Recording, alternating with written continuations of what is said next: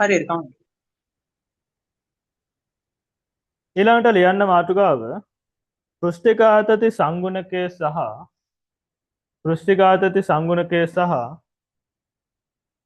පෘෂ්ඨික ආතති සංගුණකයේ සහ පෘෂ්ඨික ශක්තිය අතර සම්බන්ධය. පෘෂ්ඨික ශක්තිය අතර සම්බන්ධය. පෘෂ්ඨික ආතති සංගුණකයේ සහ පෘෂ්ඨික ශක්තිය අතර සම්බන්ධය.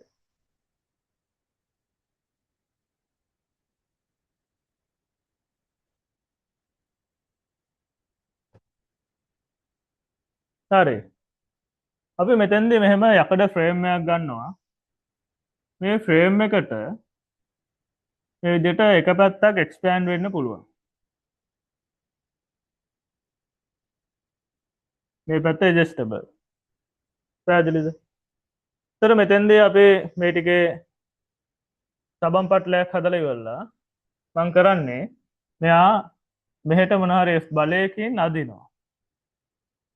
මෙහෙට F බලයකින් අදිනවා. ඒතර මොකද වෙන්නේ? මෙයා මේ තිබිච්ච පොසිෂන් එකෙන් මෙහාට පොඩ්ඩක් ඔය විදිහට ගමන් කරනවා. ඔය විදිහට ගමන් කරනවා. ඒතර මෙතන සබම් පටලයක් තියෙන නිසා මෙතෙන්දී කොහොමද පෘෂ්ඨිකාතති බල ක්‍රියාත්මක වෙන්නේ? මම කියන මේ පැත්තෙන් ඇති වෙනවා මේ විදිහට පෘෂ්ඨිකාතති බල ඔය විදිහට T L වගේ බලයක්. මේකේ පළල L කිව්වොත් එහෙම මෙහා මත එදෙන බලය මෙහා පැත්තේ පෘෂ්ඨයෙන් F සමානයි TL කියලා ගන්න පුළුවන්. ඊට පස්සේ එහා පැත්තේ පෘෂ්ඨයෙන් කොහොමද ඇති වෙන්නේ? එහා පැත්තේ පෘෂ්ඨයෙන් ඒකත් ඔය අතටම පෘෂ්ඨිකාතති බල ඇති වෙනවා. පෘෂ්ඨිකාතති බල ඇති වෙනවා. ඒතර මෙයා මෙහෙට විස්ථාපනය කරපු දිග දුර ප්‍රමාණය අපි ඩෙල්ටා x කියලා කියනවා.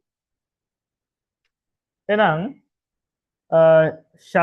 කාර්යාර්ථ දැක්වීමට අනුව අපිට ගන්න පුළුවන් මේ බාහිර F බලයෙන් කළ කාර්ය ප්‍රමාණය. එහෙනම් F බලයෙන් කළ කාර්ය ප්‍රමාණය බලය වැඩි කිරීම විස්ථාපනය බලය වැඩි කිරීම විස්ථාපනය F වතාවක් ඩෙල්ටා x. එහෙනම් F කියලා කියන්නේ මොකද්ද? මේකේ පෘෂ්ඨ දෙකක් තියෙනවා. එහෙනම් TL වගේ දෙගුණයක් වතාවක් ඩෙල්ටා x. එහෙනම් කර කාර්ය ප්‍රමාණය ඩෙල්ටා w අපිට ලියා ගන්න පුළුවන් 2යි TL ඩෙල්ටා x කියලා. මේක පළවෙනි සමීකරණය. ඊට පස්සේ මේකේ පෘෂ්ඨික ශක්ති සංගුණකය E නම් අපිට කියන්න පුළුවන් මේ වර්ගඵලයේ වැඩිවීම නිසා මෙයාගේ පෘෂ්ඨික ශක්තියේ වැඩිවීම කොච්චරද කියලා. එහෙනම් පෘෂ්ඨික ශක්තියේ වැඩිවීම පෘෂ්ඨික ශක්තියේ වැඩිවීම කිය දෙන්නේ A වතාවක් E. A කියලා කියන්නේ මේක කොච්චරද? පළල වැඩි කිරීම ඩෙල්ටා x. ඒ කියන්නේ L වතාවක් ඩෙල්ටා x. මේක වැඩි කරන්න ඕනේ පෘෂ්ඨික ශක්ති සංගුණකයෙන්. ඒක වැඩි කරන්න ඕනේ දෙකෙන්. මොකද මේකේ පෘෂ්ඨ දෙකක් තියෙනවා.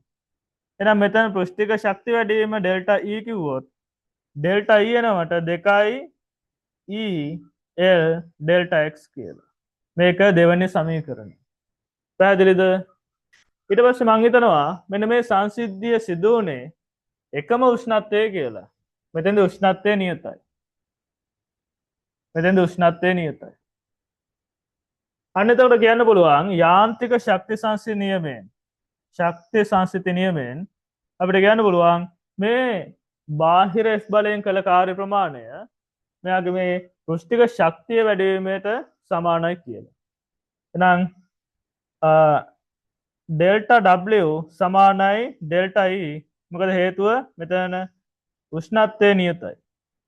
එහෙනම් එකෙන් දෙකෙන් අපිට කියන්න පුළුවන් 2යි TL delta x 2යි TL delta x සමානයි 2යි EL ඩෙල්ටා x වෙනවා.